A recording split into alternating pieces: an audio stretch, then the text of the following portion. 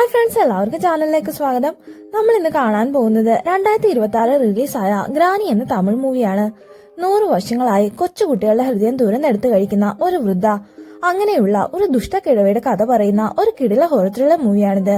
വീഡിയോയിലേക്ക് പോകുന്നതിന് മുന്നേ നിങ്ങൾക്ക് ഈ വീഡിയോ ഇഷ്ടപ്പെട്ടെങ്കിൽ ലൈക്ക് ചെയ്തും ചാനൽ ഒന്ന് സബ്സ്ക്രൈബ് ചെയ്തും എന്നെ സപ്പോർട്ട് ചെയ്യുക. ഒപ്പം വീഡിയോയെ കുറിച്ചുള്ള നിങ്ങളുടെ അഭിപ്രായങ്ങൾ അത് എന്ത് തന്നെയാണെങ്കിലും കമന്റ്സിലൂടെ അറിയിക്കുക. അപ്പൊ ഇനിയും പറഞ്ഞ് ലാഗടിപ്പിക്കുന്നില്ല, നമുക്ക് നേരെ മൂവിയിലേക്ക് പോകാം. മൂവിയുടെ തുടക്കത്തിൽ വെട്രി എന്നൊരു പോലീസ് ഓഫീസർ മധുരാതകം സബ് ജയിലിൽ ഒരു തടവുപുള്ളിയെ കാണാൻ വന്നിരിക്കുന്നതാണ് കാണിക്കുന്നത്. ആളല്പം വയലന്റ് ആണെന്നും അതുകൊണ്ട് സെല്ലിന് പുറത്തിരുന്ന് സംസാരിക്കുന്നതാണ് നല്ലതെന്നും പാറാവുകാരൻ വെട്രിയോട് പറയുന്നു. ശേഷം സെല്ലിന് പുറത്തൊരു കസേരയിലിരുന്ന് വെട്രി ഉള്ളിലുള്ള തടവുകാരനോട് സംസാരിക്കുന്നു. സെല്ല് മുഴുവൻ ഇരുട്ടായതിനാൽ ഉള്ളിലുള്ളയാളുടെ മുഖം നമുക്ക് കാണാൻ കഴിയുന്നില്ല. വെട്രി സംസാരിക്കുമ്പോഴാണ് 100 വർഷങ്ങളായി യാതൊരു തെളിവില്ലായിരുന്ന മച്ചുവീട് ഗ്രാമം കേസ് തെളിയിച്ച പോലീസ് ഓഫീസറാണ്. അന്ന് കൂടെയുള്ള പോലീസുകാരൻ മരിച്ചുപോയെങ്കിലും നിങ്ങളുടെ ഒരാളുടെ മാത്രം ധൈര്യം കൊണ്ടാണ് ആ കേസ് തെളിയിക്കാൻ കഴിഞ്ഞതെന്ന് വെട്രി സെല്ലിനുള്ളിലേക്ക് നോക്കി പറയുന്നു. ഇപ്പൊ ഞാനും അതുപോലൊരു കുരുക്കപ്പെട്ടിരിക്കുകയാണെന്നും എന്തെങ്കിലും ചെയ്യണമെങ്കിൽ അന്ന് ആ ഗ്രാമത്തിൽ ഉണ്ടായത് എന്താണെന്ന് എനിക്ക് പറഞ്ഞു തരണമെന്നും വെട്രി സെല്ലിനുള്ളിലുള്ള പോലീസുകാരനോട് ചോദിക്കുന്നു.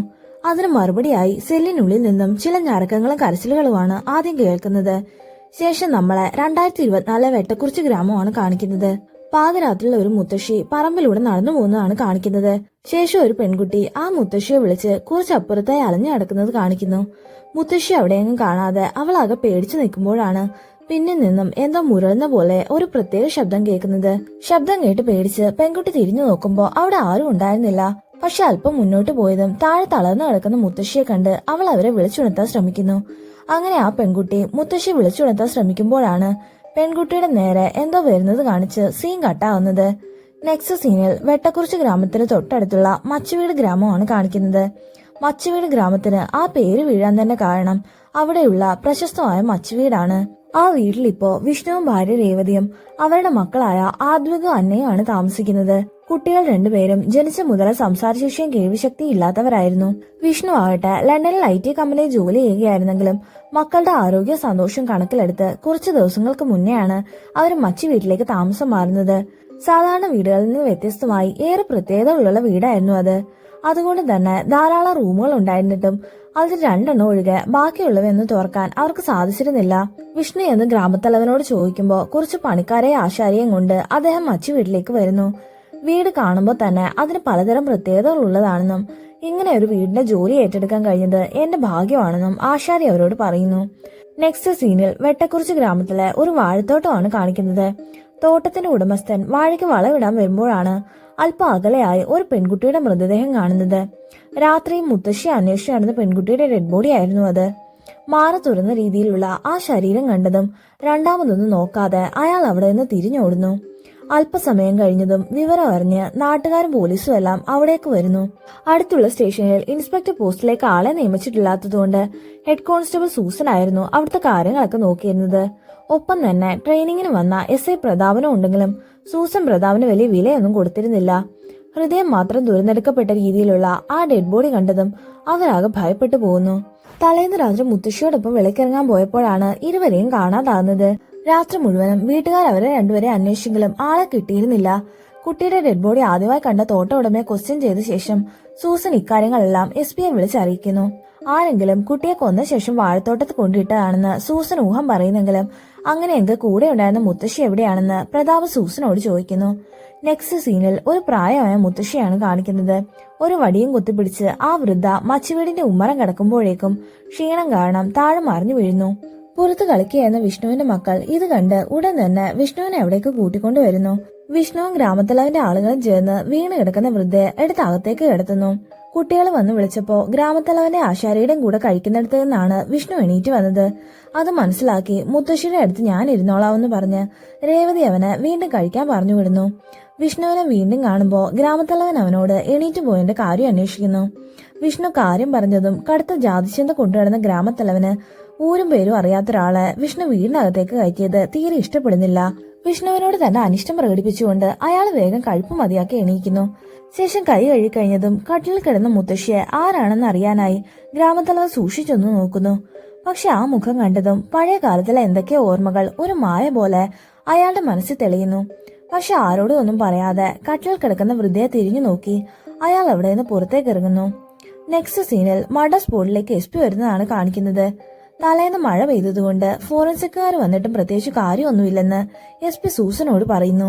സ്റ്റേഷൻ ചാർജിന് ആളില്ലാത്തതുകൊണ്ട് അന്വേഷണം ആരെ ഏൽപ്പിക്കുമെന്ന് ആലോചിക്കുമ്പോഴാണ് പ്രതാപൻ അവിടേക്ക് വരുന്നത്. പ്രതാപന്റെ ട്രെയിനിങ് പീരീഡ് തീരാൻ വെറും 2 ദിവസം മാത്രമാണ് ബാക്കിയുണ്ടായിരുന്നത്.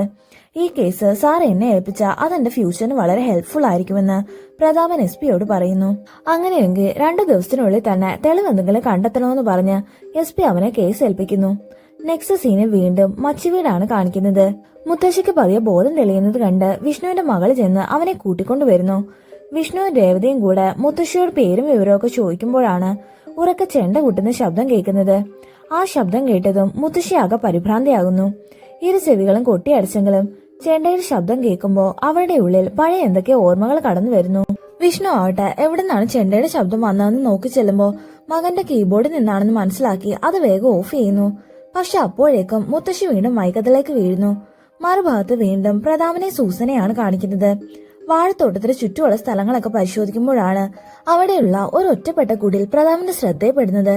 അത് ആരുടെ വീടാണെന്ന് അടുത്തുള്ള ഒരു നാട്ടുകാരനോട് അന്വേഷിക്കുമ്പോൾ അപ്പം ചുട്ടുവെക്കുന്നതിന് മുത്തശ്ശിയുടെ വീടാണെന്ന് അയാൾ മറുപടി പറയുന്നു. മുത്തശ്ശിക്ക് എന്ന് പ്രായം വരുമെന്ന് സൂസൻ ചോദിക്കുമ്പോൾ എനിക്ക് ഓർമ്മ വന്ന കാലം മുതലേ അവരൊരു മുത്തശ്ശിയാണെന്ന് ആ നാട്ടുകാരൻ മറുപടി പറയുന്നു. മാത്രമല്ല അവരവിടെ ഒറ്റയ്ക്കാണ് താമസമെന്നും നാട്ടുകാരൻ സൂസനോട് പറയുന്നു. അപ്പോഴേക്കും പ്രതാപൻ ആ ചെറ്റക്കുടിലിനുള്ളിലേക്ക് കയറുന്നു. അകത്ത മുറിയിൽ അപ്പം ചുടുന്ന പാത്രം ഇരിക്കുന്നത് കണ്ട് പ്രതാപൻ അത് എടുത്തു പോക്കാൻ നോക്കുന്നെങ്കിലും സാമാന്യത്തിലധികം ഭാരം ഉള്ളതുകൊണ്ട് അവൻ ഏറെ പ്രയാസപ്പെട്ടിട്ടാണ് ആ അപ്പച്ചട്ടി ഉയർത്തുന്നത്. എന്തോ സംശയം തോന്നി പ്രതാപൻ സൂസനെ അകത്തേക്ക് വിളിപ്പിക്കുന്നു. ശേഷം ആ ഭാരമുള്ള അപ്പച്ചട്ടി പ്രതാപൻ സൂസന് കാണിച്ചു കൊടുക്കുന്നു. ആരോഗ്യമുള്ള ഒരാൾക്ക് പോലും ഉയർത്താൻ പ്രയാസമുള്ള ഒരു അപ്പച്ചട്ടി പ്രായമായ വൃദ്ധ എങ്ങനെയാണ് ഉപയോഗിക്കുന്നതെന്ന് അവർക്ക് സംശയം തോന്നുന്നു. അപ്പോഴാണ് കുടിലിന്റെ മൂലയിലുള്ള ഒരു പച്ചില ചെടി പ്രതാപന്റെ ശ്രദ്ധയിൽപ്പെടുന്നത്. അതെന്താണെന്ന് നോക്കാനായി കൈ നീട്ടിയതും ആ ചെടി നീണ്ടുവന്ന് പ്രതാപനെ കടിക്കുന്നു. അവൻ പെട്ടെന്ന് പേടിച്ച് കൈ മാറ്റിയിട്ട് ഇക്കാര്യം സൂസനോട് പറയുന്നു. പക്ഷെ ഇത് കേട്ടതും ആ ചെടിയുടെ മുള്ളു വല്ലതും കൊണ്ടതായിരിക്കുമെന്നും അല്ലാതെ ഒരു ചെടി എങ്ങനെയാ മനുഷ്യനെ ഇങ്ങോട്ട് വന്ന് ഉപദ്രവിക്കുന്നതെന്ന് ചോദിച്ച് സൂസൻ പ്രതാപനെ കളിയാക്കുന്നു. അപ്പോഴാണ് കൊല്ലപ്പെട്ട പെൺകുട്ടിയുടെ മുത്തശ്ശിയെ കണ്ടുകിട്ടിയ കാര്യം ഒരാൾ അവരോട് വന്ന് പറയുന്നത്. നെക്സ്റ്റ് സീനിൽ മച്ചിവീടാണ് കാണിക്കുന്നത്. മുത്തശ്ശിക്ക് പതിയെ ബോധം തെളിഞ്ഞ് തൂണി ചാരിയിരിക്കുമ്പോഴാണ് രേവതിയും മക്കളും അവിടേക്ക് വരുന്നത്. മുത്തശ്ശി ആരാണെന്നും ഇപ്പൊ വയ്യാഴ്ക എങ്ങനെയുണ്ടെന്നും ഒക്കെ രേവതി തിരക്കുന്നെങ്കിലും അതിനൊന്നും മറുപടി പറയാതെ ഈ വീട് എന്റെയാണെന്ന് മുത്തശ്ശി ആംഗ്യം കാണിക്കുന്നു. അപ്പൊ മുത്തശ്ശിയുടെ ഫാമിലിയുടെ കയ്യിൽ നിന്നാണോ എന്റെ ഹസ്ബൻഡിന്റെ ഫാമിലി ഈ വീട് വാങ്ങിയതെന്ന് രേവതി ചോദിക്കുന്നു. രേവതിയുടെ ചോദ്യത്തിന് അതേ എന്ന മട്ടിൽ മുത്തശ്ശി തലയാട്ടുന്നു. മറുഭാഗത്ത് കൃഷിക്ക് വേണ്ടി മാടുകളെ വാങ്ങാൻ വിഷ്ണു ഒരു കച്ചവടക്കാരന്റെ അടുത്ത് നിൽക്കുന്നതാണ് കാണിക്കുന്നത്. മാടുകൾക്ക് വില പറഞ്ഞ് ഉറപ്പിക്കുന്ന സമയത്താണ് ഗ്രാമത്തലവൻ അവിടേക്ക് വരുന്നത്. എനിക്ക് നിന്നോട് അല്പം സംസാരിക്കാനുണ്ടെന്നും പോകുന്ന വഴി എന്നെ കൂടെ വീട്ടിലേക്ക് ഇറക്കാനും ഗ്രാമത്തലവൻ പറയുമ്പോൾ വിഷ്ണു അതിന് സമ്മതിക്കുന്നു. നിങ്ങളുടെ വീട്ടിൽ വന്ന മുത്തശ്ശി ആരാണെന്ന് അറിഞ്ഞോ എന്ന് ഗ്രാമത്തലവൻ തിരക്കുമ്പോൾ വിഷ്ണു അതിന് മറുപടി ഒന്നും പറയുന്നില്ല. കാരണം താഴ്ന്ന ജാതിക്കാരോടുള്ള ഗ്രാമത്തലവന്റെ ഇഷ്ടക്കേട് അറിയാവുന്നത് കൊണ്ട് അതറിയാൻ വേണ്ടിയാവും ഗ്രാമത്തലവൻ അങ്ങനെ ചോദിച്ചെന്ന് കരുതിയാണ് വിഷ്ണു മറുപടി ഒന്നും പറയാഞ്ഞത്. വിഷ്ണുവിന്റെ മൗനം കണ്ടതും ഗ്രാമത്തലവൻ വീണ്ടും സംസാരിക്കാൻ തുടങ്ങുന്നു. ഗ്രാമത്തലവന് 10 വയസ്സുള്ളപ്പോഴാണ് ഒരു ദിവസം 2 പോലീസുകാർ അവരുടെ വീട്ടിലേക്ക് കയറി വരുന്നത്. ഹൃദയം തുറന്ന നിലയിൽ പുഴക്കരയിൽ നിന്നൊരു കുട്ടിയുടെ മൃതദേഹം കിട്ടിയിട്ടുണ്ടെന്നും അതുകൊണ്ട് കുറച്ചു നാളത്തേക്ക് കുട്ടികളെയൊക്കെ ഒന്ന് സൂക്ഷിച്ചുകൊള്ളണമെന്നും ആ പോലീസുകാരൻ അവരോട് പറയുന്നു. ശേഷം കുഞ്ഞുങ്ങളുടെ ഹൃദയം തുറന്നെടുക്കുന്ന ഒച്ചായത മൃതയുടെ ഫോട്ടോ അടങ്ങിയ പത്രവാർത്ത പോലീസുകാർ അവർക്ക് കാണിച്ചു കൊടുക്കുന്നു. ഒച്ച ഇപ്പോഴും ജീവിച്ചിരിപ്പുണ്ടോ എന്ന് ഗ്രാമത്തലവന്റെ അച്ഛൻ ചോദിക്കുമ്പോൾ അതേ എന്ന് പോലീസുകാരൻ മറുപടി പറയുന്നു. അന്ന് ആ പത്രവാർത്തയെ കണ്ട ഒച്ചക്കിഴവിടെ അതേ രൂപമാണ് നിന്റെ വീട്ടിൽ കണ്ട മുത്തശ്ശിക്കുവെന്ന് ഗ്രാമത്തലവൻ പറയുമ്പോൾ വിഷ്ണു അത് കേട്ട് കളിയാക്കി ചിരിക്കുന്നു. ഒരാളെ ഇഷ്ടമായില്ലെങ്കിൽ അവരെ ഒഴിവാക്കാൻ ഇങ്ങനെ കള്ളത്തരം പറയരുതെന്ന് പറഞ്ഞ് വിഷ്ണു ഗ്രാമത്തലവനോട് ചൂടാവുന്നു. എത്രയൊക്കെ പറഞ്ഞിട്ടും വിഷ്ണു അത് വിശ്വസിക്കാൻ കൂട്ടാക്കുന്നില്ലെന്ന് കണ്ടതും ഗ്രാമത്തലവൻ പിന്നെ അവനോട് കൂടുതലൊന്നും പറയുന്നില്ല. നെക്സ്റ്റ് സീനിൽ മച്ചിവീടാണ് കാണിക്കുന്നത്. കുറച്ചു മുന്നേ ചെണ്ടയുടെ മ്യൂസിക് വെച്ച് ഡിസ്റ്റർബ് ചെയ്യുന്നതിന് വിഷ്ണുവിന്റെ മകൻ മുത്തശ്ശിയോട് ക്ഷമ ചോദിക്കുന്നു. ഇവരെ രണ്ടുപേരും ട്വിൻസ് ആണെന്നും ജനിച്ചപ്പം മുതല് സംസാരിക്കാനും കേൾക്കാനും കഴിയില്ലെന്നും രേവതി പറയുമ്പോ മുത്തശ്ശി കുട്ടികളുടെ നെഞ്ചിലേക്ക് കൈവച്ച് അവരെ ഒന്ന് സൂക്ഷിച്ചു നോക്കുന്നു. മുത്തശ്ശി അനങ്ങാതിരിക്കുന്നത് കണ്ട് രേവതി വിളിക്കുമ്പോഴാണ് അവരെ കുട്ടികളുടെ മേലെ നിന്ന് കൈമാറ്റുന്നത്. ഈ വീടിന്റെ 2 മുറികൾ മാത്രമാണ് ഞങ്ങൾക്ക് തുറക്കാൻ കഴിഞ്ഞതെന്നും മുത്തശ്ശിക്ക് അറിയാമെങ്കിൽ ബാക്കിയുള്ളത് തുറക്കാൻ സഹായിക്കുമോ എന്നും രേവതി മുത്തശ്ശിയോട് ചോദിക്കുന്നു. എന്നാൽ അതിന് മറുപടിയൊന്നും പറയാതെ മുത്തശ്ശി തന്റെ മുന്നിലുള്ള കുട്ടികളെ മാറി മാറി നോക്കുന്നു. നെക്സ്റ്റ് സീനിൽ പ്രതാപനും സൂസനും കൊല്ലപ്പെട്ട പെൺകുട്ടിയുടെ മുത്തശ്ശിയെ കാണാൻ വൈദ്യശാലയിൽ പോകുന്നതാണ് കാണിക്കുന്നത്. കുറച്ചു മുന്നെയാണ് കാടിന്റെ ഭാഗത്ത് നിന്നും മുത്തശ്ശി ബോധം കെട്ട് കിടക്കുന്നത് നാട്ടുകാർ കണ്ടെത്തുന്നത്. കണ്ണു തുറന്ന് കിടക്കുകയാണെങ്കിലും ഒന്നിനോടും പ്രതികരിക്കാതെ മുത്തശ്ശി മുകളിലേക്ക് നോക്കി അനങ്ങാതെ കിടക്കുന്നത് കണ്ട് പ്രതാപൻ വൈദ്യരോട് കാര്യം അന്വേഷിക്കുന്നു. അവരെന്തോ കണ്ട് പേടിച്ചതാണെന്നും മരുന്ന് കൊടുത്തിട്ടുണ്ടെങ്കിലും 24 മണിക്കൂർ കഴിയാതെ ഒന്നും പറയാൻ പറ്റില്ലെന്നും വൈദ്യര് മറുപടി പറയുന്നു. അപ്പോഴാണ് മുൻപ് അപ്പക്കാരി മുത്തശ്ശിയുടെ കുടിലിൽ കണ്ട പച്ചില ചെടിയുടെ ഫോട്ടോ പ്രതാപൻ വൈദ്യർക്ക് കാണിച്ചു കൊടുക്കുന്നത്. ഇത് എന്ത് ചെടിയാണെന്ന് അറിയാവോ എന്ന് പ്രതാപൻ ചോദിക്കുമ്പോൾ വൈദ്യർ അവരെയും മരിച്ച പെൺകുട്ടിയുടെ മുത്തശ്ശിയെ സൂക്ഷിച്ചു നോക്കുന്നു. ശേഷം ഈ മുത്തശ്ശിയുടെ കൊച്ചുമൾക്ക് എന്താണ് സംഭവിച്ചതെന്ന് വൈദ്യർ അവരോട് ചോദിക്കുന്നു. ആ കുട്ടിയെ ആരോ കൊന്ന് ഹൃദയം മാത്രം എടുത്തുകൊണ്ട് പോയെന്ന് സൂസൻ പറയുമ്പോൾ വൈദ്യര് ചെറുതായെന്ന് ഷോക്കാവുന്നു. ശേഷം തിടുക്കത്തിൽ അകത്തേക്ക് ചെന്ന് അകത്തു നിന്നും 100 വർഷം മുമ്പ് വൈദ്യരുടെ പൂർവികർ എഴുതിയ ഒരു താളിയോല എടുത്തുകൊണ്ട് വരുന്നു. ആ താളിയോലയിലുള്ള ഒരു ചിത്രം കാണിച്ചിട്ട് ഈ ചെടിയല്ലേ നിങ്ങൾ കണ്ടതെന്ന് വൈദ്യര് ചോദിക്കുമ്പോൾ അതെ എന്ന് പ്രതാപൻ മറുപടി പറയുന്നു. 100 വർഷങ്ങൾക്ക് മുമ്പ് മച്ചുവീട് ഗ്രാമത്തിലെ സിദ്ധവൈദ്യനായിരുന്ന അറിയദൂരെ എഴുതിയ ആ താളിയോല വൈദ്യരവർക്ക് വായിച്ചു കൊടുക്കുന്നു. മറുഭാഗത്ത് മച്ചുവീട്ടിലുള്ള മുത്തശ്ശി ആ വീട്ടിലെ തുറക്കാതെ കിടന്ന മുറികളെല്ലാം ഒരു പ്രതിമയെ പിടിച്ച് ലോക്ക് മാറ്റി തുറക്കുന്നതാണ് കാണിക്കുന്നത്. മുത്തശ്ശിയോടൊപ്പം രേവതിയും കുട്ടികളും അതിനുള്ളിലേക്ക് കയറുന്നു. മറുഭാഗത്ത് വൈദ്യര് വായിക്കുന്ന താളിയോലയിലൂടെ മച്ചുവീട് ഗ്രാമത്തിന്റെ ഫ്ലാഷ് ബാക്ക് കാണിക്കുന്നു. അന്നത്തെ പ്രശസ്ത രത്നവ്യാപാരിയായിരുന്ന വിഷ്ണു പ്രതാപൻ തന്റെ പ്രിയപ്പെട്ട ഭാര്യ ഒച്ചായിക്ക് വേണ്ടിയാണ് പൂർണ്ണമായും തടികൊണ്ട് തീർത്ത മച്ചു വീട് നിർമ്മിക്കുന്നത്. ഒട്ടേറെ പ്രത്യേകതകൾ ഉണ്ടായിരുന്ന ആ വീടിന് പ്രശസ്തി കാരണമാണ് നാടിന് മച്ചുവീട് എന്ന പേര് കിട്ടുന്നത്. ഒച്ചായിയുടെ സൗന്ദര്യത്തിലെ യുവത്വത്തിന്മേലും ഭ്രമം ഉണ്ടായിരുന്ന പ്രതാപന് പ്രസവത്തോടെ അവളുടെ രൂപഭംഗിയും എന്ന മാറ്റങ്ങൾ ഉൾക്കൊള്ളാനാവുന്നില്ല. വർഷങ്ങൾ കഴിയുമ്പോൾ തന്റെ ഭാര്യയും വാർദ്ധക്യം ബാധിക്കുമെന്നും അവളുടെ സൗന്ദര്യം ഇല്ലാതാവുമെന്നുള്ള യാഥാർത്ഥ്യം ഉൾക്കൊള്ളാനാവാതെ പ്രതാപൻ നാട് വിട്ടുപോകുന്നു. പ്രതാപൻ ആത്മീയപാത തെരഞ്ഞെടുത്തതാണെന്ന് കരുതി ഒച്ചായി ആകട്ടെ മറ്റൊരു ജീവിതം തെരഞ്ഞെടുക്കാതെ മകനും കൊച്ചുമക്കൾക്കൊപ്പം അവിടെ തന്നെ താമസിക്കുന്നു.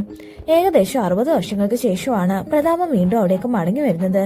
പക്ഷെ പ്രതാപനെ കണ്ടതും ഒച്ചായി ആകെ ഷോക്കാകുന്നു.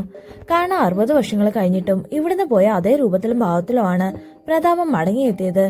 അത് കണ്ട് നാട്ടുകാരെല്ലാവരും പ്രതാപൻ എന്തോ തപസ് അനുഷ്ഠിച്ച് വരം ലഭിച്ചതാണെന്ന് പറഞ്ഞു വരുത്തുന്നു.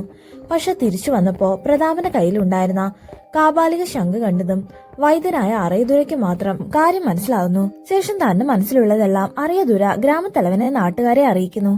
പ്രതാപൻ നാട് വിട്ട് നേരെ പോയത് അഘോരകളുടെ അടുത്താണെന്ന് വൈദ്യർ അവരോട് പറയുന്നു. അവിടെയുള്ള കാപാലിക സംഘത്തിന്റെ കയ്യിൽ ആയുസ് കൂട്ടാനും യൗവനം സ്വന്തമാക്കാനും കഴിയുന്ന യുവകോര ഔഷധം എന്നൊരു മന്ത്രച്ചെടിയുണ്ട്. ആ ചെടിയുടെ അടുത്തേക്ക് ജീവനുള്ള എന്ത് എന്നാലും ചെടി അതിനെ വിഴുങ്ങും. 30 വർഷത്തിലൊരിക്കൽ ആ ചെടിക്ക് ചെറിയൊരു മുട്ട് വരാറുണ്ട്.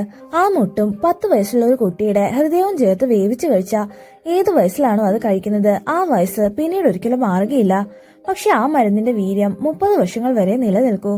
ആ സമയം വീണ്ടും ഇതേ രീതിയിൽ മരുന്ന് കഴിച്ചെങ്കിലേ വീണ്ടും അതേ പ്രായത്തിൽ തുടരാൻ സാധിക്കൂ. വിഷ്ണുപ്രതാപൻ നാട് വിട്ടു പോയിട്ട് 60 വർഷങ്ങളായതുകൊണ്ട് ഇപ്പോ 2 തവണ അയാൾ ഇങ്ങനെ ചെയ്തിട്ടുണ്ടാവുമെന്നും വൈദ്യര് നാട്ടുകാരോട് പറയുന്നു. പക്ഷെ ഇത്രയും വർഷങ്ങൾക്ക് ശേഷം പ്രതാപൻ എന്തിനാണ് മടങ്ങി വന്നതെന്ന് ഗ്രാമത്തലവൻ അറിയദുരയോട് ചോദിക്കുന്നു. ആ ചോദ്യത്തിനും അദ്ദേഹത്തിന്റെ പക്കൽ മറുപടി ഉണ്ടായിരുന്നു. 100 വർഷത്തിൽ ഒരിക്കലാണ് ആ ചെടിയിൽ പൂ ഉണ്ടാകുന്നത്. ആ സമയം ചെടിയുടെ പൂവും 3 കുട്ടികളുടെ ഹൃദയവും വേവിച്ചു കഴിച്ചാൽ ഏത് പ്രായത്തിലുള്ള വ്യക്തിയും 25 വയസ്സിന്റെ ചെറുപ്പത്തിലേക്ക് മാറും. മിക്കവാറും ആ പൂവ് തന്റെ ഭാര്യ ഒച്ചായിക്ക് കൊടുത്ത് അവളെ യുവതിയാക്കിയ ശേഷം അവളുടെ കൂടെ ഒരുമിച്ച് ജീവിക്കാനാവും വിഷ്ണു പ്രതാപൻ തിരികെ എത്തിയെന്ന് അറിയദുരി അവരോട് പറയുന്നു. മറുഭാഗത്ത് വൈദ്യര് പറഞ്ഞ അതേ കാര്യങ്ങൾ വിഷ്ണു പ്രതാപൻ ഒച്ചായിയോട് പറയുന്നതാണ് കാണിക്കുന്നത്. ശേഷം താൻ കൊണ്ടുവന്നിട്ടുള്ള യുവകര ചെടിയും അത് വിടർന്ന പൂവും വിഷ്ണു പ്രതാപൻ ഒച്ചായിക്ക് കാണിച്ചു കൊടുക്കുന്നു. പക്ഷെ ഇതിന്റെ കൂടെ കഴിക്കാൻ വേണ്ട കുട്ടികളുടെ ഹൃദയം എങ്ങനെ സംഘടിപ്പിക്കുമെന്ന് ഒച്ചായി ചോദിക്കുമ്പോഴാണ് അവരുടെ മകനും കുടുംബവും അവിടേക്ക് വരുന്നത്. അച്ഛനെ കണ്ട സന്തോഷത്തിൽ വിഷ്ണുപ്രതാപന്റെ മകൻ തന്റെ മക്കളെയും കൊച്ചുമക്കളെയും പരിചയപ്പെടുത്തുന്നെങ്കിലും പ്രതാപന്റെ നോട്ടം പോകുന്നത് മകന്റെ 3 കൊച്ചുമക്കളുടെ നേരെയായിരുന്നു. ശേഷം അയാൾ ഒച്ചായെ നോക്കുമ്പോൾ ആ നോട്ടത്തിന്റെ അർത്ഥം അവർക്ക് മനസ്സിലാവുന്നു. ശേഷം വല്ലാത്തൊരു ഭാവത്തോടെ ആ 3 കുട്ടികളെ ഒഴികെ ബാക്കി എല്ലാവരെയും പ്രതാപൻ തന്റെ വാളിനാൽ കൊന്നൊടുക്കുന്നു. ശേഷം ആ കുട്ടികൾക്ക് നേരെ നടന്നെടുക്കുമ്പോഴാണ് നാട്ടുകാരെല്ലാരും കൂടെ അവിടേക്ക് വരുന്നത്. കൺമുമ്പിൽ കണ്ട കാഴ്ചയിലൂടെ വൈദ്യര് പറഞ്ഞല്ല സത്യമായിരുന്നെന്ന് അവർക്ക് ബോധ്യമാവുന്നു. ശേഷം നാട്ടുകാരെല്ലാം ചേർന്ന് പ്രതാപനെ ഒച്ചായം പിടിച്ച് പുറത്തേക്ക് കൊണ്ടുപോകുന്നു. അക്കൂട്ടത്തിൽ യുവകോര ചെടിയുടെ പൂവും താഴെ വീണു പോകുന്നു. ശേഷം നാട്ടുകാരെല്ലാവരും കൂടെ പ്രതാപനെ മരത്തിൽ കെട്ടിയിട്ട് ജീവനോട് തീ വയ്ക്കുന്നു. പക്ഷെ മരിക്കും മുമ്പ് എന്റെ ആഗ്രഹം പോലെ നീ യൗവനം നേടണമെന്ന് ഒച്ചയോട് പറഞ്ഞിട്ടാണ് വിഷ്ണു പ്രതാപൻ എരിഞ്ഞു തീരുന്നത്. ഭർത്താവ് കൺമുൻപിൽ എരിഞ്ഞു തീരുന്നത് കണ്ട് ഒപ്പം ഉയരുന്ന ചെണ്ടയുടെ ശബ്ദത്തിൽ ചെവികൾ അടച്ചുപിടിച്ച് ഒച്ചായി നിലത്തേക്ക് വീഴുന്നു. പ്രതാപനെ കൊന്നെങ്കിലും ആളുകളെന്ന് ഒച്ചായെ വെറുതെ വിടുകയാണ് ചെയ്തത്. ഇതോടെയല്ല അവസാനിച്ചെന്ന് കരുതിയിരിക്കുമ്പോഴാണ് പിറ്റേ ദിവസം ആറ്റിൻകരയിൽ നിന്ന് ഹൃദയം തുറന്നെടുത്ത നിലയിൽ ഒരു കുട്ടിയുടെ മൃതദേഹം കിട്ടുന്നത്. അപ്പോഴാണ് ഒച്ചായെ വെറുതെ വിട്ടത് അബദ്ധമായെന്ന് നാട്ടുകാർക്ക് ബോധ്യമാകുന്നത്. പക്ഷെ പിന്നീട് അവർ പലയിടത്തും ഒച്ചായെ അന്വേഷിച്ചെങ്കിലും കണ്ടെത്താൻ കഴിയുന്നില്ല. തീർച്ചയായും 100 വർഷങ്ങൾ കഴിഞ്ഞ് ഒച്ചായി വീണ്ടും യൗവനം നേടാനായി ശ്രമിക്കുമെന്നും അറിയദൂരെ ആ താളിയോലയിൽ എഴുതി വെച്ചിട്ടുണ്ടായിരുന്നു. വൈദ്യർ വായിച്ച് താളിയോലയിലെ കാര്യങ്ങൾ അറിഞ്ഞതും എന്ത് ചെയ്യണമെന്നറിയാതെ പ്രതാപും സൂസനും പരസ്പരം മുഖത്തോട് മുഖം നോക്കുന്നു. മറുഭാഗത്ത് മച്ചിവീടാണ് കാണിക്കുന്നത്. ഒച്ചായി തുറന്നു കൊടുത്ത വാതിലിലൂടെ കുട്ടികൾ അകത്തേക്ക് കയറി പോകുന്നത് കണ്ട് രേവതി അവരുടെ പിന്നാലെ പോകുന്നു. അവരെ തിരക്കി മച്ചു മുകളിൽ കയറുമ്പോഴാണ് അവിടെ പൊടി പിടിച്ചു കിടന്നിരുന്ന ഒരു ഫോട്ടോ രേവതിയുടെ ശ്രദ്ധയിൽപ്പെടുന്നത്. ഒച്ചായും മക്കളും കൊച്ചുമക്കളും അവരുടെ മക്കളുമായി നിൽക്കുന്ന ഫോട്ടോയായിരുന്നു അത്. പക്ഷെ ഫ്രെയിമിന് താഴെ ഫോട്ടോ എടുത്ത വർഷം 1920 എന്ന് എഴുതിയിരിക്കുന്നത് കണ്ടതും രേവതിക്ക് എന്തോ പന്തികേട് തോന്നുന്നു. മറുഭാഗത്ത് ഒച്ചായി ആകട്ടെ അരയ്ക്കുള്ളിലെ പ്രതാപം കൊണ്ടുവച്ച യുവകോര ചെടിയുടെ അടുത്ത് ചെല്ലുന്നു. അതിനുള്ളിൽ പൂവ് പൂത്തിരിക്കുന്നത് കണ്ടതും ഒച്ചായിക്ക് ഒരുപാട് സന്തോഷം തോന്നുന്നു. ഈ സമയം രേവതി ആവട്ടെ ഒച്ചായി ഒരു സാധാരണ സ്ത്രീയല്ലെന്ന് മനസ്സിലാക്കുന്നു. അമ്മ വരുന്നതുവരെ നിങ്ങൾ റൂമിൽ തന്നെ ഇരിക്കണമെന്ന് കുട്ടികളോട് പറഞ്ഞിട്ട് രേവതി ഒച്ചായിയെ തിരക്കി പുറത്തേക്ക് ഇറങ്ങുന്നു. പക്ഷെ അപ്പോഴാണ് ഒരു പാത്രത്തിൽ യുവകോര ഔഷധത്തിന് പൂവ് വേവിക്കുന്നതും തൊട്ടടുത്തിരിക്കുന്ന 3 പാത്രങ്ങളിലൊന്നിൽ ഒരു മനുഷ്യ ഹൃദയം ഇരിക്കുന്നതും രേവതി കാണുന്നത്. അവൾ അത് കണ്ട് പേടിച്ച് ഉടൻ തന്നെ വിഷ്ണുവിനെ കോൾ ചെയ്യുന്നെങ്കിലും മൊബൈൽ സ്വിച്ച് ഓഫ് എന്നാണ് കേൾക്കുന്നത്. അങ്ങനെ ഇനി എന്ത് ചെയ്യണമെന്നറിയാതെ ഭയപ്പെട്ട് നിൽക്കുമ്പോഴാണ് കയ്യിൽ ഒരു റാന്തലുമായി തന്നെ സൂക്ഷിച്ചു നോക്കുന്ന ഒച്ചായിയെ രേവതി കാണുന്നത്. നിമിഷ നേരം കൊണ്ട് ഒച്ചായി രേവതിയുടെ അടുത്തെത്തി അവളെ തലക്കടിച്ച് വീഴ്ത്തുന്നു. ശേഷം രഹസ്യവാതില തുറന്ന് രേവതി അതിനകത്തേക്ക് വലിച്ചു കയറ്റുന്നത് കണ്ടുകൊണ്ടാണ് വിഷ്ണു അവിടേക്ക് വരുന്നത്. പക്ഷെ വിഷ്ണുവിന് എന്തെങ്കിലും ചെയ്യാൻ കഴിയുന്നതിന് മുന്നേ ഒച്ചായി ആ രഹസ്യവാതിൽ അടയ്ക്കുന്നു. വിഷ്ണു ആ രഹസ്യവാതിൽ തള്ളി തുറക്കാൻ ശ്രമിക്കുമ്പോൾ ഒച്ചായി മറ്റൊരു വാതിലിലൂടെ പുറത്തേക്ക് വരുന്നു. ശബ്ദം കേട്ട് വിഷ്ണു തിരിഞ്ഞു നോക്കിയതും നിമിഷ നേരം കൊണ്ട് ഒച്ചായി വിഷ്ണുവിന് മുമ്പിൽ എത്തുന്നു. ശേഷം അവർ മുകളിലേക്ക് ഉയരുന്നത് കണ്ട് വിഷ്ണു ആകെ പേടിച്ചു പോകുന്നു. ആ സമയം തന്നെ കയ്യിലിരുന്ന വടി കൊണ്ട് വിഷ്ണുവിനെയും അവരടിച്ച് താഴെയിടുന്നു. ആ കാഴ്ച കണ്ടുകൊണ്ടാണ് കുട്ടികൾ രണ്ടുപേരും താഴേക്ക് വരുന്നത്. അപകടം മനസ്സിലായതും അവരെ രണ്ടുപേരും വാതിലിലൂടെ പുറത്തേക്കൂടെ രക്ഷപ്പെടാൻ ശ്രമിക്കുന്നെങ്കിലും അപ്പോഴേക്കും മേൽക്കൂരയിലെ ഒരു ലോക്ക് പിടിച്ചു തിരിച്ച് പുറത്തേക്കുള്ള സകല വാതിലുകളും ഒച്ചായി അടച്ചു കളയുന്നു. മറുഭാഗത്ത് SI പ്രതാപനെയും സൂസനെയും കാണിക്കുന്നു. ആളയോളയിൽ നിന്നറിഞ്ഞ ഒച്ചായിയെ കുറിച്ചുള്ള കഥ വിശ്വസിക്കണോ വേണ്ടേ എന്നറിയാതെ പ്രതാപ് ആകെ കൺഫ്യൂസ് ആകുന്നു. സംശയം തീർക്കാനായി 30 വർഷങ്ങൾക്ക് മുമ്പ് സമാനമായ രീതിയിൽ എന്തെങ്കിലും കൊലപാതകം നടന്നിട്ടുണ്ടോ എന്ന് അന്വേഷിക്കാൻ പ്രതാപ് തീരുമാനിക്കുന്നു. സൂസന്റെ പരിചയത്തിലുള്ള റിട്ടയർഡ് ആയ ഒരു ഓഫീസറിനെ വിളിച്ച് അവർ ഈ കാര്യം തിരക്കുന്നു. അല്പം ഒന്ന് ആലോചിച്ച ശേഷം 30 വർഷത്തിനു മുമ്പ് ഇങ്ങനെ ഒരു സംഭവം നടന്നിട്ടുണ്ടെന്ന് ആ ഓഫീസർ അവരോട് പറയുന്നു. അന്ന് തൊട്ടടുത്ത ഗ്രാമത്തിൽ നിന്നാണ് ഹൃദയം തുരന്നെടുക്കപ്പെട്ട രീതിയിൽ ഒരു കുട്ടിയുടെ മൃതദേഹം കണ്ടുകിട്ടുന്നത്. അന്ന് അതന്വേഷിച്ച ഇൻസ്പെക്ടർ 30 വർഷം മുമ്പ് നടന്ന മറ്റൊരു കൊലപാതകത്തിന്റെ തുടർച്ചയാണിതെന്ന് സംശയം പറഞ്ഞ കാര്യവും റിട്ടയർഡ് ആയ ഓഫീസർ സൂസനോട് പറയുന്നു. പക്ഷെ കേസന്വേഷണം പൂർത്തിയാകുന്നതിന് മുന്നേ തന്നെ മൃഗങ്ങൾ ആക്രമിച്ചോ മറ്റോ ആ ഇൻസ്പെക്ടർ കൊല്ലപ്പെടുകയായിരുന്നു. ആ ഗ്രാമത്തിന്റെ പേരെന്തായിരുന്നു പ്രതാപ് ചോദിക്കുമ്പോൾ മച്ചിവീട് ഗ്രാമമെന്ന് ഓഫീസർ മറുപടി പറയുന്നു. അത് കേട്ടതും താളിയോളെ വായിച്ചു കേട്ടതൊക്കെ സത്യമാണെന്ന് പ്രതാപിന് സൂസന് മനസ്സിലാകുന്നു. മറുഭാഗത്ത് മച്ചിവീടാണ് കാണിക്കുന്നത്. ഒച്ചായി കുട്ടികൾക്ക് നേരെ നടന്നെടുക്കുമ്പോഴാണ് അകത്തു നിന്നും വിഷ്ണുവിന് ബോധം തെളിഞ്ഞ ശബ്ദം കേൾക്കുന്നത്. അത് കേട്ടതും ഒച്ചായി വേഗം അവിടേക്ക് ചെന്ന് വിഷ്ണുവിന്റെ തലക്കടിച്ച് വീണ്ടും അവന് ബോധം കെടുത്തുന്നു. ശേഷം തിരിച്ചു വരുമ്പോഴേക്കും കുട്ടികളെ അവിടെയൊന്നും കാണുന്നില്ല. കുട്ടികളെ രണ്ടും ഒച്ചായിയെ പേടിച്ച് വീടിന്റെ ഒരു മൂലക്കായി പതുങ്ങിയിരിക്കുമ്പോൾ ഒച്ചായി ആകട്ടെ അവരെ അവിടെയെല്ലാം അന്വേഷിച്ചു നടക്കുന്നു. നെക്സ്റ്റ് സീനിൽ പ്രതാപ് സൂസനും കൂടെ മച്ചിവീട് ഗ്രാമത്തിലേക്ക് വരുന്നതാണ് കാണിക്കുന്നത്. വഴി വെച്ചാണ് മച്ചിവീട് ഗ്രാമത്തിലെ ഗ്രാമത്തലവനെയും കൂടെ അമ്പലത്തിലെ ചില ആളുകളെയും അവർ കാണുന്നത്. ഉത്സവം പ്രമാണിച്ച് ഗ്രാമത്തലവൻ ചെയ്യേണ്ട ചില പൂജകൾക്കായി അമ്പലത്തിലേക്ക് പോവുകയായിരുന്നു അവർ. അവരെ കണ്ടതും എവിടെയാണ് മച്ചിവീടെന്ന് പ്രതാപ് അവരോട് ചോദിക്കുന്നു. അവിടേക്കുള്ള വഴി പറഞ്ഞു കൊടുത്ത ശേഷമാണ് അവിടേക്ക് പോകുന്ന എന്തിനാണെന്ന് ഗ്രാമത്തലവൻ അവരോട് തിരക്കുന്നത്. ഞങ്ങൾ ഒരു കിഴവയെ തിരക്കി ഇറങ്ങിയതാണെന്നും അവരെവിടെയുണ്ടോ എന്ന് അന്വേഷിക്കാൻ പോവുകയാണെന്നും സൂസനാണ് മറുപടി പറയുന്നത്. നിങ്ങളുടെ സംശയം പോലെ ആ വീട്ടിലൊരു കിഴവി വന്നിട്ടുണ്ടെന്നും നിങ്ങൾ പോയി കാര്യങ്ങൾ തിരക്കുമ്പോഴേക്കും ചടങ്ങുകൾ തീർത്തിട്ട് ഞങ്ങളും അവിടേക്ക് വരാമെന്നും ഗ്രാമത്തലവൻ പ്രതാപനോട് പറയുന്നു. പോകുന്നതിന് മുന്നേ ആ വീട്ടിലിപ്പോ ആരൊക്കെയാണ് താമസിക്കുന്നതെന്ന് സൂസൻ ചോദിക്കുമ്പോൾ ഒരു ഭാര്യയും ഭർത്താവും അവരുടെ 2 മക്കളുമാണെന്ന് ഗ്രാമത്തലവൻ മറുപടി പറയുന്നു. ആ കുട്ടികളുടെ പ്രായം 10 വയസ്സിനടുത്താണെന്ന് കൂടി അറിയുന്നതും പ്രതാപൻ ഒട്ടും സമയം കളയാതെ അവിടേക്ക് പോകുന്നു. മറുഭാഗത്ത് വീട്ടിൽ നിന്ന് രക്ഷപ്പെടാൻ ശ്രമിക്കുന്ന കുട്ടികളെ ഒച്ചായി വടി എറിഞ്ഞു വീഴ്ത്തുന്നതാണ് കാണിക്കുന്നത്. താഴെ വീണ് ബോധം പോയ കുട്ടികളെ മരുന്നുണ്ടാക്കുന്ന അറയിലേക്ക് കൊണ്ടു കിടത്തുമ്പോഴാണ് പുറത്താരോ കഥയിൽ തട്ടുന്ന ശബ്ദം കേൾക്കുന്നത്. ആരാണെന്നറിയാൻ ഭിത്തിയിലെ ചെറിയ ദ്വാരത്തിലൂടെ നോക്കുമ്പോൾ പുറത്ത് 2 പോലീസുകാരെ നിൽക്കുന്നതാണ് ഒച്ചായി കാണുന്നത്.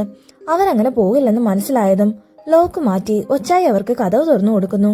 ഇത്രയും നേരം തള്ളി തുറക്കാൻ നോക്കിയിട്ടും തുറക്കാത്ത കഥക് പെട്ടെന്ന് തുറന്നത് കണ്ട് പ്രതാപ് സൂസനും കൂടെ അകത്തേക്ക് കയറുന്നു. അവരകത്തേക്ക് കയറിയതും ഒച്ചായി വീണ്ടും കഥക് ലോക്ക് ചെയ്യുന്നു. അത് കണ്ട് ഒന്ന് പേടിക്കുന്നെങ്കിലും അകത്ത് ആരെങ്കിലും ഉണ്ടോ എന്നറിയാൻ പ്രതാപ് സൂസനും കൂടെ വീടിന്റെ 2 ഭാഗത്തേക്ക് പോകുന്നു. അപ്പോഴാണ് അവിടെ അറയ്ക്കുള്ളിൽ ഒരു പാത്രത്തിൽ യുവകവനത്തിന് പൂവ് വയ്ക്കുന്നതും തൊട്ടടുത്ത പാത്രത്തിലിരിക്കുന്ന മനുഷ്യഹൃദയവും സൂസൻ കാണുന്നത്. ആ അറയിൽ തന്നെ വിഷ്ണുവിന്റെ കുട്ടികൾ മയങ്ങിക്കിടപ്പുണ്ടായിരുന്നു. അതുകൊണ്ട് സൂസൻ അക്കാര്യം പ്രതാപിനോട് വിളിച്ചു പറയുന്നു. അത് കേട്ട് പ്രതാപ് അവിടേക്ക് നടക്കാനൊരുങ്ങിയതും ഒച്ചായി അവന്റെ മുമ്പിലേക്ക് വരുന്നു. ആദ്യം ഒന്ന് പേടിക്കുന്നെങ്കിലും അടുത്ത നിമിഷം തന്നെ ആക്രമിക്കാൻ വന്ന ഒച്ചായിയെ പ്രതാപ് ചവിട്ടി താഴെയിടുന്നു. പക്ഷെ വീണതിലും വേഗത്തിൽ ഒച്ചായി എഴുന്നേറ്റ് വന്ന് പ്രതാപിനെ തിരിച്ചാക്രമിക്കുന്നു. മറുഭാഗത്ത് സൂസൻ ആകട്ടെ കുട്ടികളെ വിളിച്ചുണർത്താൻ ശ്രമിക്കുന്നെങ്കിലും കുട്ടികൾ ഉണരുന്നില്ല. ഒടുവിൽ സൂസൻ തന്നെ കുട്ടികളെ എടുത്ത് പെട്ടെന്ന് ആരും കാണാത്ത മറ്റൊരു സ്ഥലത്തേക്ക് മാറ്റിക്കിടത്തുന്നു. മറുഭാഗത്ത് ഒച്ചായി പ്രതാപിനെ ആക്രമിക്കുന്നത് കാണിക്കുന്നു. വിഷ്ണു പ്രതാപം പറഞ്ഞു കൊടുത്ത ദുർമന്ത്രവാദങ്ങളുടെ ശക്തി ഉണ്ടായിരുന്നതിനാൽ തീർത്തും നിസ്സാരമായി ഒച്ചായി പ്രതാപിനെ ഉപദ്രവിച്ച് അവശനാക്കുന്നു. പ്രതാപിന്റെ കരച്ചിൽ കേട്ടാണ് സൂസൻ അവിടേക്ക് വരുന്നത്. പ്രതാപിന്റെ ബോധം പോയെന്ന് കണ്ടതും ഒച്ചായി അവനെ വിട്ട് കുട്ടികളെ തിരക്കി അറയിലേക്ക് പോകുന്നു. ഒച്ചായി മാറിയതക്കം നോക്കി ഒളിഞ്ഞു നിന്നിരുന്ന സൂസൻ പ്രതാപിന്റെ അടുത്തേക്ക് വരുന്നു. അപ്പോഴേക്കും പ്രതാപിന് ചെറുതായി ബോധം തെളിയുന്നു. ആ കിഴവി ഇപ്പൊ നിന്നെ കൊന്നേനെയല്ലോ എന്ന് സൂസൻ പറയുമ്പോ ഞാൻ മരിച്ചുപോയാലും ഇത്തവണ ആ കിഴവിയെ പിടികൂടണമെന്ന് പ്രതാപ് മറുപടി പറയുന്നു. ഒരു പോലീസുകാരൻ എത്ര നാള് ജോലി ചെയ്തു എന്നതിനേക്കാൾ എങ്ങനെ ജോലി ചെയ്തു എന്നതാണ് പ്രധാനമെന്നും അതുകൊണ്ട് ഞാൻ ഇവിടെ കിടന്ന് ചത്തുപോയാലും നിങ്ങൾ ആ കുട്ടികളെ രക്ഷിക്കണമെന്നും പ്രതാപ് പറയുമ്പോ അവന്റെ വാക്കുകളിലെ ആത്മാർത്ഥത സൂസന് മനസ്സിലാവുന്നുണ്ടായിരുന്നു. അങ്ങനെ ആദ്യമായി ഒരു ദിവസമെങ്കിലും ആത്മാർത്ഥതയോടെ ജോലി ചെയ്യാൻ സൂസൻ തീരുമാനിക്കുന്നു. തീർത്തും അവശനായി അനങ്ങാൻ വയ്യാതെ കിടക്കുന്ന പ്രതാപനെ വിട്ട് സൂസൻ വേഗം കുട്ടികളെ കിടത്തിയിടത്തേക്ക് പോകുന്നു. പക്ഷെ അവരെയും കൊണ്ട് പുറത്തേക്ക് എങ്ങനെ രക്ഷപ്പെടുമെന്ന് ചിന്തിക്കുമ്പോഴാണ് കുട്ടികൾക്ക് ബോധം തെളിയുന്നത്. കുട്ടികളോട് നിങ്ങളുടെ മാതാപിതാക്കൾ എവിടെയെന്ന് തിരക്കുമ്പോഴാണ് അവർക്ക് സംസാരശേഷിയും കേൾവിശക്തിയും ഇല്ലെന്ന് സൂസന് മനസ്സിലാവുന്നത്. പക്ഷെ എന്തൊക്കെയോ ആംഗ്യം കാണിച്ച് വീട് വിട്ട് പുറത്തിറങ്ങാനുള്ള വഴി നിങ്ങൾക്കറിയാവോ എന്ന് സൂസൻ ചോദിക്കുമ്പോ അറിയാമെന്ന മട്ടിൽ കുട്ടികൾ തലയാട്ടുന്നു. ശേഷം കുട്ടികളെ സൂസനും കൂടെ ഒച്ചായി കാണാതെ ഡോറ് തുറക്കുന്ന ലോക്കിന്റെ അടുത്തേക്ക് പോകുന്നു. ലോക്ക് തിരിക്കാൻ കുട്ടികൾ ആംഗ്യം കാണിച്ചതും കാര്യം മനസ്സിലാക്കി സൂസൻ ലോക്ക് തിരിക്കുന്നു. അപ്പോഴേക്കും കഥകളെല്ലാം തുറന്നത് കണ്ട് സൂസൻ സന്തോഷത്തോടെ കുട്ടികളെയും കൂട്ടി പുറത്തേക്ക് ഓടുമ്പോഴാണ് ഒച്ചായി അവിടേക്ക് വരുന്നത്. അവര് പുറത്തേക്ക് വാതിൽ കടക്കുന്നതിന് തൊട്ടു മുന്നേ ഒച്ചായി വീണ്ടും വാതിൽ ലോക്ക് ചെയ്യുന്നു. ശേഷം അടുത്തേക്ക് വന്ന് സൂസനെ ദൂരേക്ക് വലിച്ചെറിഞ്ഞ ശേഷം കുട്ടികളെ ഉപദ്രവിക്കാനായി കൈ ഓങ്ങുന്നു. പക്ഷെ അപ്പോഴാണ് വല്ലാത്തൊരു ധൈര്യത്തോടെ സൂസൻ ഒച്ചായിയെ തന്റെ അടുത്തേക്ക് വിളിക്കുന്നത്. സൂസന്റെ പരിഹാസം കണ്ടതും ഒച്ചായി കുട്ടികളെ വിട്ട് അവന്റെ അടുത്തേക്ക് പോകുന്നു. പക്ഷെ അടുത്തേക്ക് ചെല്ലുമ്പോഴാണ് അവർക്ക് അപകടം പിടികിട്ടുന്നത്. സൂസന്റെ ശരീരത്തിൽ നിന്ന് വരുന്ന മണ്ണെണ്ണയുടെ ഗന്ധവും താഴെ വീണ് കിടക്കുന്ന റാന്തലും കാണുമ്പോഴാണ് സ്വയം മണ്ണെണ്ണ ഒഴിച്ചിട്ടാണ് സൂസൻ തന്നെ അടുത്തേക്ക് വിളിച്ചതെന്ന് ഒച്ചായിക്ക് മനസ്സിലാവുന്നത്. കാര്യം മനസ്സിലാക്കി ഒച്ചായി അവിടെ നിന്ന് പോകാൻ ഒരുങ്ങുന്നതും കത്തിച്ചു വെച്ച മറ്റൊരു റാന്തൽ സൂസൻ മണ്ണെണ്ണയിലേക്ക് വലിച്ചെറിയുന്നു. അവിടെയെല്ലാം തീ പടരുമ്പോ സ്വയം കത്തിച്ചാമ്പലാകുന്നതിനിടയിലും സൂസൻ ഒച്ചായിയെ തന്നോടൊപ്പം വിടാതെ പിടിച്ചു വെക്കുന്നു. അവരുടെ അലർച്ച കേട്ടാണ് പ്രതാപിന് ബോധം തെളിയുന്നത്. എന്തു ചെയ്യണോന്നറിയാതെ പ്രതാപ് പതറി നിൽക്കുമ്പോ സൂസൻ അവർക്ക് ലോക്ക് തിരിച്ച് ഡോർ ഓപ്പൺ ആക്കി കൊടുക്കുന്നു. ശേഷം കുട്ടികളെയും കൊണ്ട് ഇവിടെ നിന്ന് രക്ഷപ്പെട്ടു പോകാൻ സൂസൻ പ്രതാപിനോട് പറയുന്നു. അത് കേട്ടതും മറ്റു വഴിയില്ലാതെ പ്രതാപ് കുട്ടികളെ എടുത്ത് പുറത്തേക്ക് ഇറങ്ങുന്നു. അപ്പോഴേക്കും ഗ്രാമത്തലവനും നാട്ടുകാരും അവിടെ ഓടിയെത്തുന്നു. തടി പണിതായതുകൊണ്ട് അതിവേഗം വീടിന് തീ പിടിക്കുകയും മച്ചുവീട് പൂർണ്ണമായും കത്തിയെരിയുകയും ചെയ്യുന്നു. നെക്സ്റ്റ് സീനിൽ പ്രസന്റിൽ വെട്രിയോട് കഥ പറയുന്ന സെല്ലിൽ കിടക്കുന്ന പ്രതാപിനെയാണ് കാണിക്കുന്നത്. പഴയ കഥകളൊക്കെ ഓർത്തെടുത്ത് പ്രതാപ് കരയുകയാണെന്ന് കണ്ടതും എനിക്കറിയേണ്ടത് അതിനുശേഷം നടന്ന കാര്യങ്ങളാണെന്ന് വെട്രി പറയുന്നു. അപ്പോഴാണ് വീണ്ടും ചെറിയൊരു ഫ്ലാഷ് ബാക്ക് കാണിക്കുന്നത്. അന്നത്തെ സംഭവത്തിന് ശേഷം ട്രെയിനിങ് അവസാനിപ്പിച്ചെന്ന് പറയാൻ പ്രതാപ് ഭാര്യ റുക്കുവിനെ കോൾ ചെയ്യുന്നതാണ് കാണിക്കുന്നത്. ഞാൻ നാളെ തന്നെ വീട്ടിലേക്ക് വരുമെന്ന് പറഞ്ഞിട്ട് മോൾ എന്തിയെന്ന് പ്രതാപ് ചോദിക്കുമ്പോൾ അവളിതേ നിങ്ങളുടെ മുത്തശ്ശിയായിട്ട് കളിക്കുകയാണെന്ന് റുക്കു മറുപടി പറയുന്നു. എനിക്കതിന് ഏത് മുത്തശ്ശിയാണുള്ളതെന്ന് പ്രതാപ് ചോദിക്കുമ്പോൾ ഞാൻ ദേ ഫോൺ കൊടുക്കാമെന്ന് പറഞ്ഞ് റുക്കു ആരുടെ കയ്യിൽ ഫോൺ കൊടുക്കുന്നു. ശേഷം ഫോണിലൂടെ ഒച്ചായിയുടെ മുരൾച്ചയാണ് പ്രതാപ് കേൾക്കുന്നത്. പഴയതൊക്കെ വീണ്ടും ഓർത്തെടുത്തതും പകയും വേദനയും അടങ്ങാത്ത മട്ടിൽ പ്രതാപ് സെല്ലിനുള്ളിൽ കിടന്ന് അലറി വിളിക്കുന്നു. പ്രതാപ് വയലന്റ് ആവുകയാണെന്ന് കണ്ടതും പാറാവ് നിന്ന പോലീസുകാർ വെട്രിയെ നിർബന്ധിച്ച് അവിടെ നിന്ന് പുറത്തേക്ക് കൂട്ടിക്കൊണ്ടു പോകുന്നു. പുറത്തേക്ക് പോകുന്നതിനൊപ്പം എന്റെ മകളുടെ ജീവനും ഇപ്പൊ ആപത്തിലാണെന്നും ഒച്ചായി ഇപ്പോഴും ജീവനോടെ ഉണ്ടോ എന്നും വെട്രി ചോദിക്കുന്നെങ്കിലും അതിന് മറുപടി പറയാതെ പ്രതാപ് വീണ്ടും അലറി വിളിക്കുന്നു. ഈ ചോദ്യങ്ങളുടെ എല്ലാ ഉത്തരം സെക്കൻഡ് പാർട്ടിൽ ഉണ്ടാവുമെന്ന് കാണിച്ചാണ് ഈ മൂവി അവസാനിക്കുന്നത്. അപ്പൊ ഫ്രണ്ട്സ്, എല്ലാവർക്കും ഈ മൂവി ഇഷ്ടപ്പെട്ടെന്ന് കരുതുന്നു. മൂവിയെ കുറിച്ചുള്ള നിങ്ങളുടെ അഭിപ്രായങ്ങൾ കമന്റ്സിലൂടെ അറിയിക്കുക. മറ്റൊരു വീഡിയോ ആയിട്ട് നമുക്ക് വീണ്ടും കാണാം.